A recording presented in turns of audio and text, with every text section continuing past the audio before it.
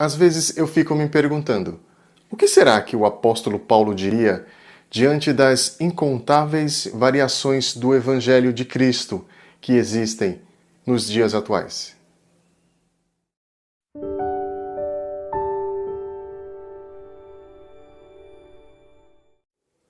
Na carta aos Gálatas, mais precisamente no capítulo 1, Paulo combate com certa veemência o que ele chamou de outro evangelho, que nada mais é que a perversão do evangelho genuíno deixado por Cristo.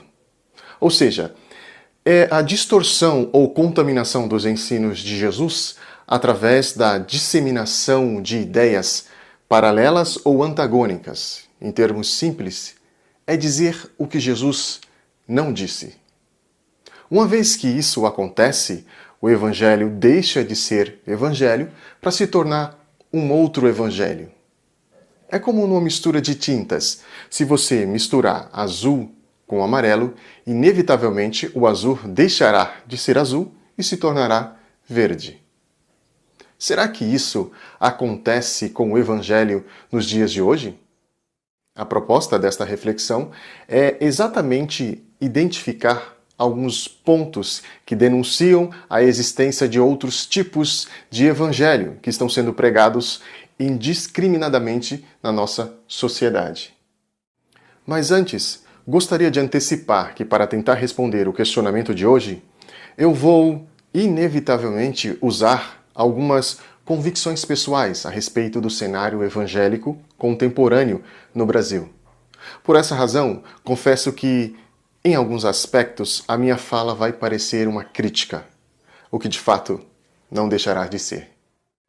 Bom, então vamos lá. O evangelho que ensina e promove relacionamento com Deus baseado na barganha, no meu entender, é falso. Isso porque Deus, ao contrário do que muitos teleevangelistas pregam, não age nos mesmos moldes que a terceira lei de Newton, que diz que para cada ação há uma reação igual e oposta. Ou seja, nossa relação com Deus não pode estar baseada na lei da oferta e demanda. Não é através do toma lá da cá que alcançaremos a benevolência de Deus. Ele é bom por natureza e não porque é provocado ou estimulado por nós de alguma maneira. Quem ensina isso estupidamente ignora uma das maiores dádivas de Deus para a humanidade: a graça, que é, como o próprio nome diz, de graça. Isso porque o preço já foi pago, já foi quitado, já foi liquidado de uma vez por todas na cruz. Evangelho também não é receita, meio, nem caminho para a prosperidade material ou financeira. A proposta de Jesus é enriquecer a alma das pessoas e não as suas contas bancárias. O Evangelho, que promete mansões, carros e até iates, é falacioso e nada mais. Do mesmo modo que é charlatanismo pregar que dar dinheiro para a igreja é requisito para alcançar bênçãos. Também é falso o evangelho que promete imunidade contra os percalços da vida. Ser cristão não significa ser invulnerável ou viver sobre uma bolha de proteção divina. Não estamos livres do luto, das doenças e até de pandemias. Em alguns países, o que acontece é exatamente o contrário. Há pessoas nesse exato momento que estão sendo perseguidas pelo simples fato de serem cristãs. Também é falso o evangelho que brinca com o fundamentalismo e às vezes até com o extremismo. Na Bíblia você nunca vai encontrar Jesus promovendo ou ensinando o ódio. Muito pelo contrário, foi ele quem disse que devemos aprender a amar quem nos odeia. Note como ele tratou a mulher samaritana, que era considerada inimiga religiosa dos judeus.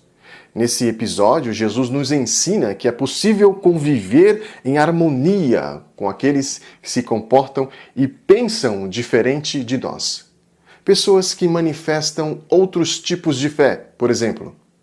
Nesses casos, o respeito, sem dúvida, é a melhor maneira para evangelizar. Você não acha?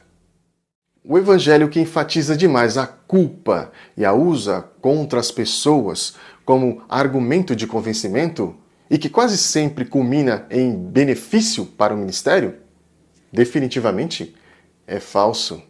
Afinal, quem é aquele que a Bíblia chama de acusador das nossas almas? O verdadeiro evangelho serve para suscitar mentes sadias, mentes equilibradas e com bom senso de justiça, e não mentes manipuláveis e às vezes até emburrecidas. O evangelho também não pode ser confundido com ideias do misticismo. Não se trata apenas de coisas e eventos sobrenaturais. Milagres acontecem, sim, acontecem, mas vêm a reboque.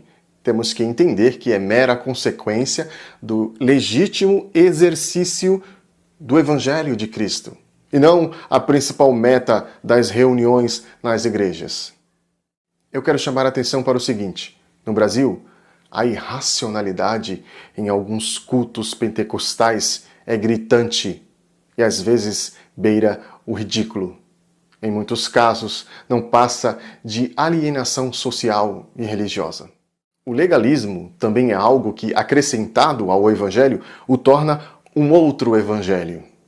A verdadeira fidelidade a Deus não depende dos nossos usos e costumes. Tem mais a ver com o nosso comportamento em sociedade e do tipo de pessoas que escolhemos ser para as outras pessoas. Tem a ver com caráter e não em se vestir diferente ou não ter tatuagens. Diante de tudo isso, afinal, what is the gospel?